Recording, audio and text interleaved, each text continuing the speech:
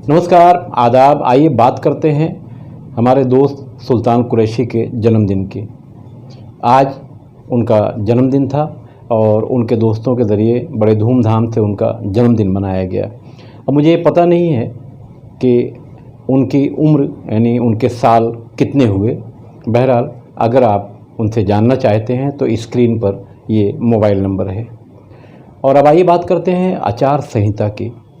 आचार संहिता, अचार तो जो घरों में मिलता है आमतौर से घर के लोग बनाते हैं या दुकानों से आप लाते हैं तो बड़ा खट्टा मीठा होता है, मगर ये आचार संहिता जो है ये ख़तरनाक है। ये नेताओं के लिए बड़ा मसला कभी कभी पैदा करती है, हार और जीत का। बहरहाल देश में लोकसभा चुनाव 2024 का ऐलान हो चुका है, आचार संहिता लग चुकी है आज ही से, यानी 16 मार्च 2024 से। अब आचार संहिता में आमतौर से होता क्या है, नेताओं के सारे पॉलिटिकल पावर अगर वो सत्ता में हैं तो ख़त्म हो जाते हैं और सत्ता कुर्सी पर बैठे हुए उन लोगों के हाथ में आ जाती है जिन्हें आप सरकारी नौकर कहते हैं। हालांकि आज़ाद भारत के बाद सरकारी नौकर कम, देश के मालिक ये लोग ज़्यादा हो गए। बहरहाल आइए आगे बढ़ते हैं। वो आए भी और गए भी। तो वो आए मतलब राहुल गांधी जी, वो गए तो वो भी राहुल गांधी जी। राहुल गांधी का भारत जोड़ो न्याय यात्रा का जो कार्यक्रम था मुंबई में जाकर 15 तारीख को ही समाप्त हो गया।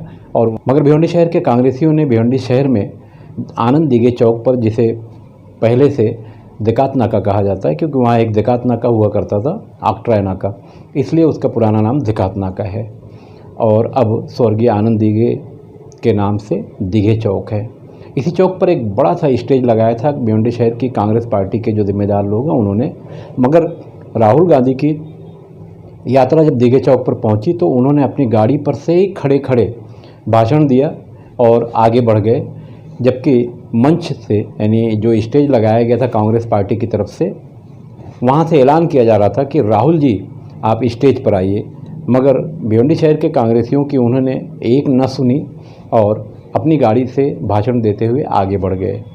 अब सवाल ये उठता है कि भिवंडी शहर में कांग्रेस कई टुकड़ों में है, क्या राहुल गांधी जी को ये बातें मालूम थी या राहुल गांधी को ये पता चला कि कुछ दिनों पहले भिवंडी शहर के धोबीतला स्टेडियम में एक इनके ब्रांड शायर हैं इमरान प्रतापगढ़ी, वो आए थे तो उन्होंने 50 लाख रुपए का ऐलान किया था मोमिन लाइब्रेरी और कुछ दूसरे कामों के लिए, तो वो अब तक मिला नहीं है। तो मिला नहीं है तो कहीं जनता उनसे ये ना पूछ ले कि भाई इमरान प्रतापगढ़ी जो आपके साथ में हो 50 लाख का फ़ंड तो मिला नहीं है। हो सकता हो इस डर से भी वो मंच पर ना आए हों। हालांकि बड़े नेता हैं, इस तरह के छोटे मोटे ऐलानात उनके लिए कोई बड़ी चीज़ नहीं है। फिर भी हो सकता है कि राहुल गांधी को किसी ने ये भी बता दिया होगा कि जब कांग्रेस पार्टी का भिवंडी शहर में कोई प्रोग्राम होता है, कोई बड़ा नेता आता है, उसके बाद ना कांग्रेसी आपस में लड़ जाते हैं, मारा मारी भी करते हैं, कभी कभी एनसी वगैरह भी हो जाती है, जैसा कि इमरान प्रतापगढ़ी वाले मामले में हुई थी। तो फिलहाल अभी तक राहुल गांधी के आने के बाद और भिवंडी से जाने के बाद अब तक तो मारा मारी की ऐसी कोई खबर नहीं आई है, मगर लफ्ज़ी तकरार हो रही है कि तुम्हें मादर नाव नहीं दिला, नाम राहुल गांधी को बताए नहीं, बोले नहीं, मैंने इतना बैनर लगाया, बैनर वाले को इतना पैसा देना है, इतनी मैंने मेहनत किया, रात भर मेहनत किया राहुल जी के लिए, मगर राहुल जी से तुमने मेरी मुलाकात नहीं करवाई। तो इस तरह की बहुत सारी बातें अभी लफ्ज़ी झड़प चल रही है। अब देखते हैं मारा मारी में कब तब्दील होती है। बहरहाल आइए राहुल जी ने भिवंडी शहर के बारे में क्या कहा। भिवंडी शहर एक ऐसा शहर है जहाँ लूम की नगरी, लूम की धड़कन इस शहर के असल बारे में उन्होंने 2 शब्द कहा। बकिया बातें शायद यहाँ के कांग्रेसी क्योंकि उनसे मिल ही नहीं पाए तो बताएंगे कैसे। हालांकि इस मामले को लेकर कांग्रेस अपनी पीठ थपथपा रही है कि राहुल जी को मिलने के लिए इतने सारे लोग आए थे। भिवंडी शहर की राजनीति में जिसको राजनीति करना होता है वो शुक्रवार के दिन यानी जुमा के दिन ही करता है, क्योंकि यहाँ का लूम बंद रहता है और लोग फ्री रहते हैं, उसका कार्यक्रम देखने आ जाते हैं। तो वो लोग यानी बाहर से आए हुए नेता ऐसा समझते हैं कि ये सारे लोग कांग्रेस पार्टी के चाहने वाले हैं या कार्यकर्ता हैं। बहरहाल आइए राहुल जी ने क्या कहा वो सुनते हैं। मैं खान फ़ख्र आलम।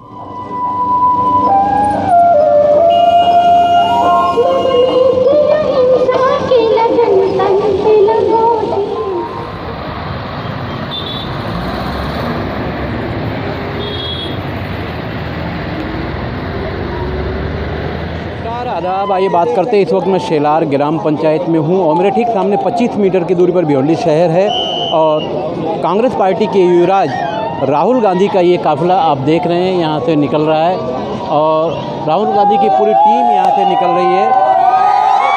ये आप देख रहे हैं पूरी टीम यहाँ से चल रही है और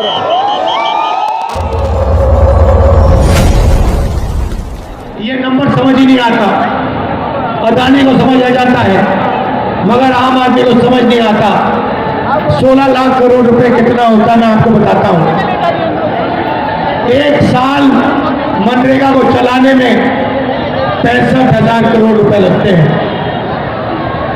मतलब नरेंद्र मोदी ने मनरेगा का 24 साल का पैसा 20-25 लोगों को दे दिया। किसानों का कितना कर्जा माफ किया नरेंद्र मोदी ने? बुनकरों का कितना माफ किया? छोटे व्यापारियों को कितना किया?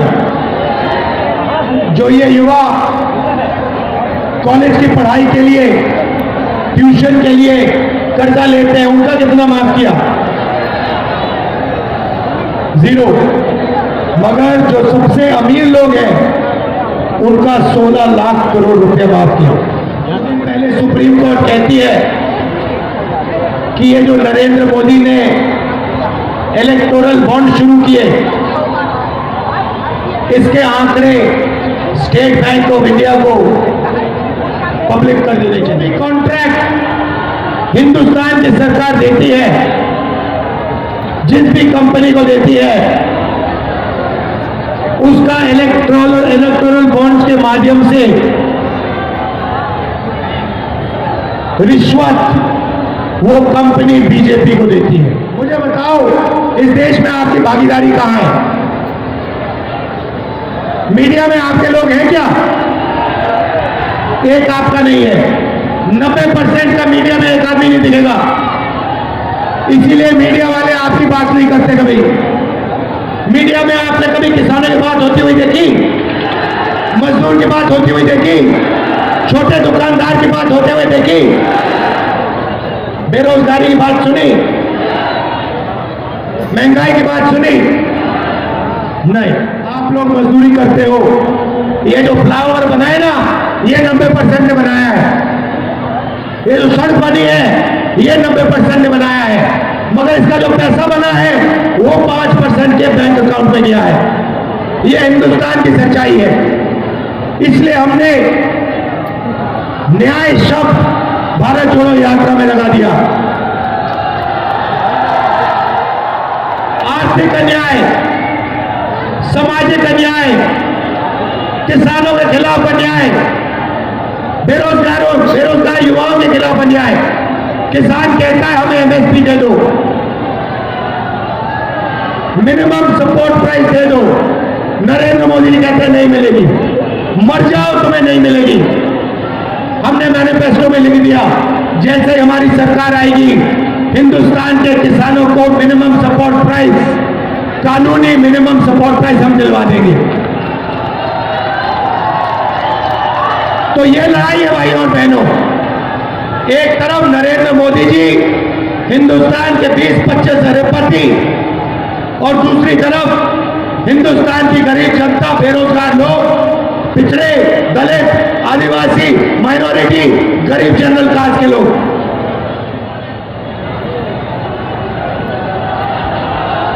यहां पे बुनकरों की आबादी है। आपका नरेंद्र मोदी जी ने कभी कुछ किया? कर्जा माफ किया? जीएसटी लागू कर दी, नोटबंदी कर दी और जो छोटे उद्योग चलाते हैं, जो स्मॉल मीडियम बिजनेस चलाते हैं, बुनकर लोग हैं, उन सब का धंधा खत्म कर दिया। दुकानदार हैं, स्मॉल मीडियम बिजनेस वाले, इनको सबको खत्म कर दिया। क्यों? क्योंकि वो सबसे बड़े अरबपतियों की मदद करना चाहते हैं। तो ये मेरा मैसेज है आपके लिए। आप लोगों को जागरूक होना पड़ेगा। आपके जेब में से हर रोज पैसा निकाला जा रहा है, वही 20 लोगों के जेब में जा रहा है। जिस दिन 90% जग गया उस दिन ये सब बंद हो जाएगा और हिंदुस्तान की राजनीति बदल जाएगी। आप मुझसे पूछो पहला कदम क्या है, मैं बताता हूं। पहला कदम जाति जनगणना, सबकी गिनती। इस देश में दलित कितने, आदिवासी कितने, गरीब जनरल कास्ट के कितने, पिछड़े कितने, माइनॉरिटी कितने। उसके बाद आर्थिक, फाइनेंशियल और हिंदुस्तान की हर संस्था का सर्वे, जुडिशरी में कितने, बड़ी बड़ी कंपनियों में कितने, मीडिया में कितने, ये दूध का दूध पानी का पानी हम कर देंगे। आप हमें मौका दो, जाति जनगणना करेंगे, आर्थिक सर्वे, इकोनॉमिक सर्वे और हमारी जो देश की सारी संस्थाएं हैं इसका सर्वे करेंगे। हिंदुस्तान में क्रांतिकारी काम हो जाएगा, बदलाव शुरू हो जाएगा। आप सबने यहां इतने प्यार से मेरी बात सुनी, इसके लिए दिल से आपका धन्यवाद करता हूं। बहुत बहुत धन्यवाद। नमस्कार, जय हिंद।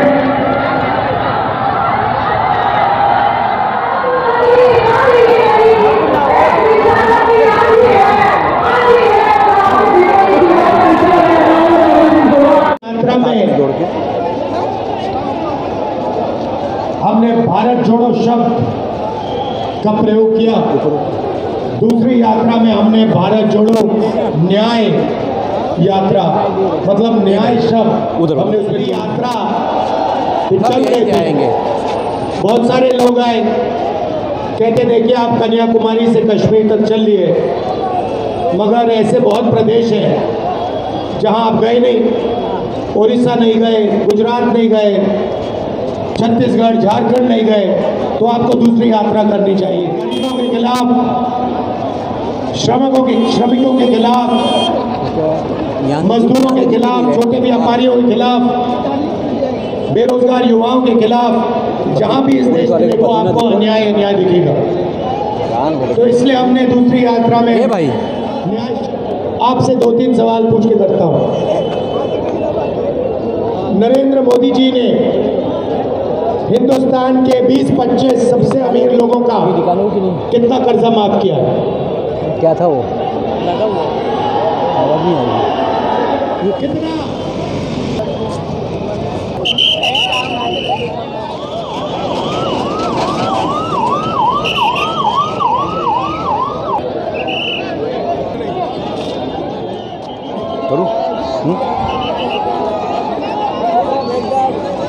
नमस्कार, आदाब। आइए बात करते हैं। इस वक्त मैं शेलार ग्राम पंचायत में हूँ और मेरे ठीक सामने 25 मीटर की दूरी पर भिवंडी शहर है और कांग्रेस पार्टी के युवराज राहुल गांधी का ये काफ़िला आप देख रहे हैं यहाँ से निकल रहा है और राहुल गांधी की पूरी टीम यहाँ से निकल रही है।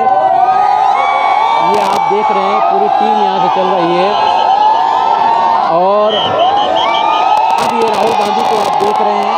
राहुल गांधी लाल गाड़ी में मौजूद हैं, ओपन जीप है और ये शेलार ग्राम पंचायत से बस अब प्रवेश करने वाले हैं भिवंडी शहर में। पीछे ये राहुल गांधी का जो काफ़िला है वो आगे निकल चुका है। पीछे जो दूसरी गाड़ियां हैं वो आ रही हैं।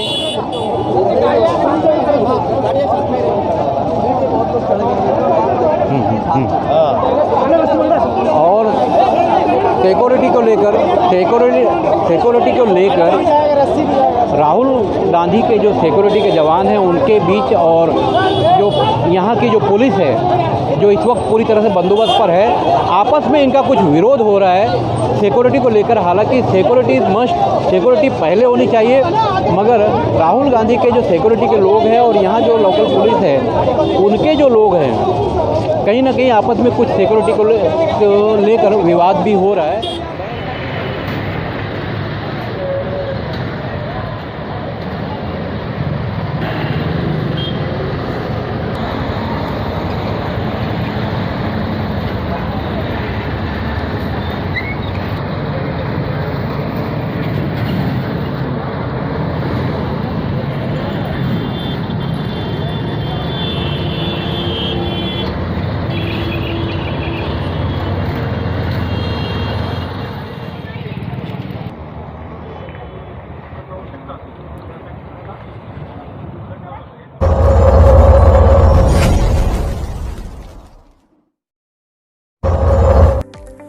Mahindra first choice car and bike, India's number 1 certified used car company अब आपके अपने भिवंडी में। यहाँ मिलेगी wide range of used cars के साथ 2 साल तक की warranty, road side assistant kit, certified cars, 220+ check points, easy loan paperwork के साथ और डिस्काउंट और surprise gifts up to 99,000 discount, amazing exchange offer, assured gift या ब्रांडेड गिटार, इजी फाइनेंस कीजिए। कहाँ मिलेगी यूज कार में वारंटी प्लस इतने सारे गिफ्ट? तो अगर आप खरीदना चाहते हैं या एक्सचेंज करना चाहते हैं तो आ जाइए भगवान अपार्टमेंट, अपोजिट शंकर डाइंग, अंजुरपाटा। और जानकारी के लिए आप हमें कॉल कर सकते हैं नीचे दिए गए नंबर्स पर। धन्यवाद।